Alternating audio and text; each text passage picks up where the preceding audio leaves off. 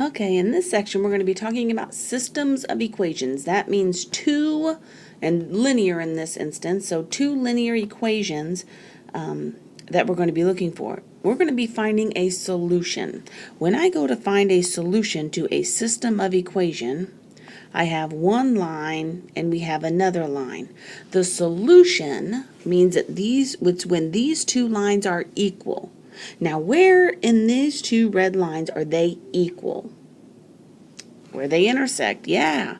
So if I'm looking at where they are equal, that is their intersection. I have these two lines, so their solution is going to be this xy coordinate.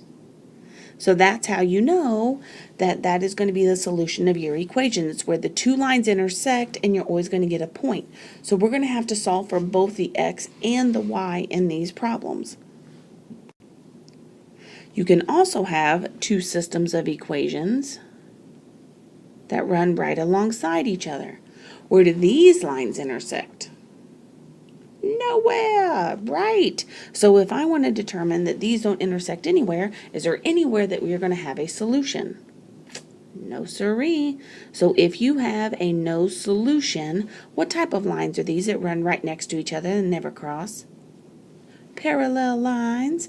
Good. So it is no solution whenever you have your parallel lines. Ooh. Now, last but certainly not least, you can have this line, and then you can also have on top of that line this one.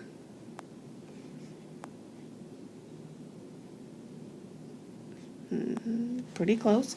So if you have a line, the red line, and then you have that purple line, how many times do those two lines intersect? Always, right? That one is infinite solutions. You can have infinite solutions if you end up with the same line. So that's a pictorial representation of our systems of equations. Now let's talk about what it's going to look like if I actually try to solve some of these systems of equations. Now we can look at systems of linear equations, and there's two different methods that we're going to use to solve this. The first one is the substitution method. The substitution method, remember mathematicians are not creative, so it's exactly what you think is going to be happening. We're going to substitute one equation in for the other. Keep in mind here, we're solving for two variables, an x and a y. So anytime you solve a system of equation, you have to break it down and solve one variable at a time.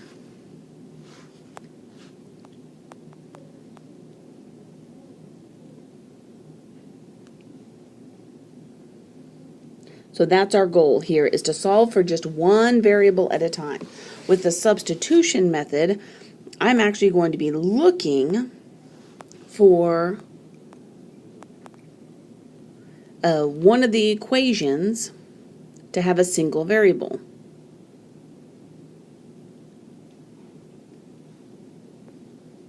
Maybe isolated is a better word. So I want to have an isolated variable so that I can take that and sub it in. So look for one equation to have an isolated variable, and then I'm going to take that equation and sub in. That's the ultimate goal, is to be able to substitute in. Then the elimination method is sometimes called the addition method. Your book calls it the elimination method. Both are used. It's up to you what you want to call it. I don't care. I'll switch it back and forth probably. But with the elimination method, the goal is to get the x's and y's on the same side of the equal sign. Then get either one, the x or the y, it doesn't matter. Get a coefficient to be the same number, opposite in sign. So basically the goal for that is going to, for example, you're going to end up with like 3x plus y equals 7, and a negative 3x plus 8y equals 12. The y's I don't care about, but the goal for this one is so that I have the same coefficient, this 3 and negative 3, but notice one is positive and one's negative. That's what I mean by opposite sign. So same number, 3, opposite sign, one's positive and one's negative. Okay, let's take this into practice. So for this problem, notice what we have. 3x plus 2y equals 11, and y is equal to 3 plus x. So I already have y by itself, so what's the best choice here, the substitution or the elimination method?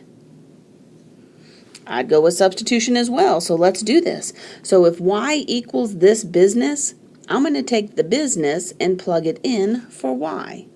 So I now have 3x plus 2 times a 3 plus x equals 11. So I'm just taking, if y equals that, then I plug it in. The ultimate goal is to get a single variable. Now with this new equation, the only variable I have is an x, and so we can solve for that. So let's do it right now. So I have 3x plus 6 plus 2x equals 11. So add your like terms, you get 5x plus 6 is equal to 11. Solve for that x.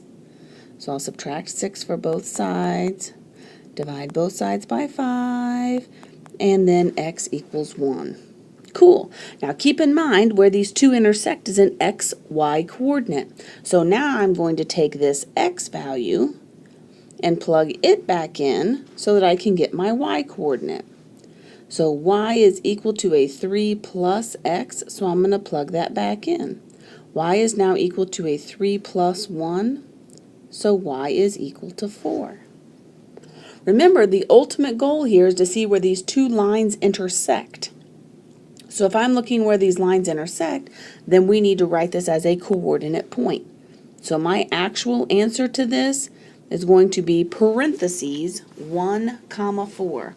Because your answer is a coordinate point. The x has to go first, the y goes second. So make sure that you're paying attention to that, and that's it. Let's do another one. For this problem, notice the setup here. I don't have an x by itself in either one of the equations. I do not have a y by itself in either one of the equations. So this is a good setup to use elimination. Now check this out. If I'm supposed to use elimination, and I have the 3 and 2, those aren't the same. And a 3 and a 4, or pardon me, a 4 and a 3, those aren't the same either. I'm going to have to do some fancy footwork here in order to get those the same. Now it's your choice. You can either choose to eliminate the x's, or you can choose to eliminate the y's. To get these numbers the same, we're going to have to multiply the equation by a number. So as long as I multiply that entire equation, it doesn't matter what you do. It's your choice. You want to go with the x's or the y's. There's some things to look for. The first thing to look for is smaller numbers are nice because they're easier to work with, but the y's have both a positive and a negative, which we know ultimately we're going to have anyway. If it were me, I would probably eliminate the y's because a negative gives me more fits than numbers. So let's do this. I'm going to multiply. I have to figure out what is going to make 4 and 3 look the same. So I'm going to multiply the top by a 3 and the bottom by a 4. When I do that, for my top equation, I end up with a 9x minus 12y equals 3. As long as you're multiplying the entire equation, you're not changing it and you're okay. For the bottom equation, I get 8x plus 12y is equal to 48. And then we've got it.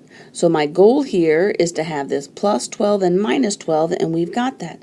Now we can eliminate the y's, that's where the elimination comes, by using the addition method, because what we're actually doing is adding those together. So a negative 12 and a positive 12 is 0, and that's why they eliminate. 9 plus 8 will give me a 17x, and 3 plus 48 is 51. Divide both of those sides by 17, and I get x equals 3. Now I'm going to take that 3 and plug it back into the original equation. It doesn't matter which one you use. The top one or the bottom one is your prerogative. Yeah, I'm going to go with the top one too because the numbers are a little bit smaller on that. Good. So now I have 3 times 3 minus 4y equals 1, and then just simplify. Subtracting 9, so negative 4y is equal to a negative 8. Divide both sides by a negative 4, and y is a 2. So my final answer for this problem is going to be 3, 2. Make sure you're writing your final answer as a coordinate point. If you just write x and y, I'm not going to take that. So make sure you're writing your final answer there as that coordinate point. Awesome. Let's do some more. Okay, so far everything we've looked at has been that solution, but we talked about 2 other types of problems at the very beginning. Let's see what that looks like. So for this particular problem, it looks like it's set up for the elimination method. We just have to make the choice. Do you want to eliminate the x or the y? So you tell me. Let's go for the x. So if I'm looking at the x, the beauty of eliminating this x is the fact that I have a 3 and a negative 6 already. So I don't have to multiply both of these equations. If I multiply only the top equation by a 2, then that will get me that 6 for a negative 6. So if I multiply the top, I get 6x minus 4y is equal to 8. Then my bottom equation we can just write here to be this negative 6x plus 4y is equal to 7. So when we do our addition method, 6x minus 6x cancels. Check it out. Negative 4y and positive 4y cancel, leaving me with a 0 on the left side.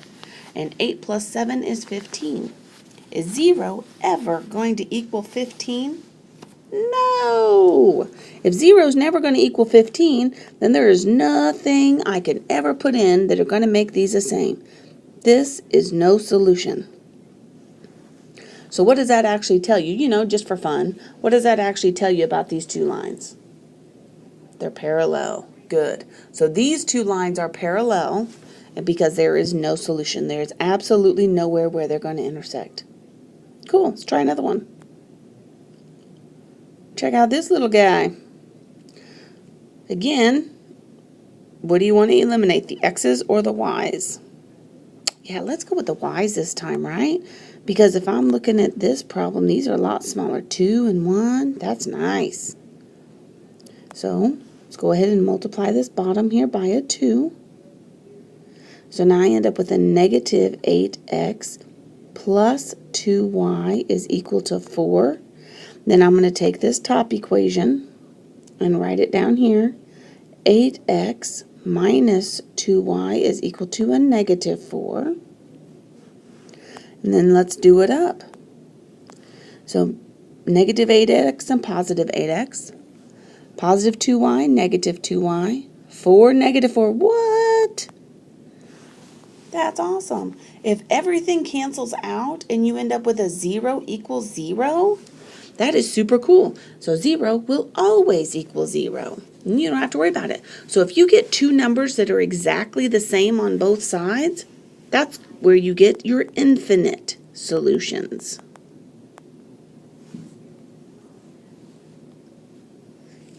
So infinite solutions means that everything works. It doesn't matter because then these end up being the same line. So it intersects everywhere. Cool. We're rocking this stuff.